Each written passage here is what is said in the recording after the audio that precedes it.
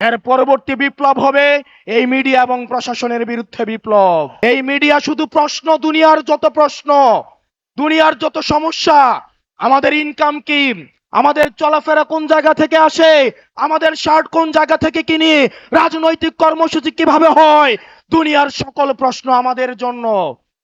অন্যদিকে সকল প্রশংসা এবং সকল মুগ্ধতা একটা রাজনৈতিক দলের জন্য।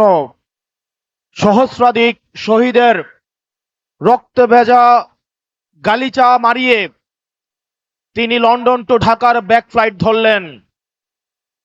সহস্রাধিক শহীদের রক্ত দিয়ে বেগম খালেদা জিয়াকে জেল থেকে বের করে নিয়ে আসা হলো। আজকে আমরা দেখতে পাচ্ছি এই শহীদের মাকে নিয়ে সম্ভ্রমহানি করা হচ্ছে। জনাব তারেক জিয়া, আপনি আপনার কর্মীদেরকে সামলান। এই লাগামহীন কর্মীদের কারণে আপনার অধঃপতন আসন্ন।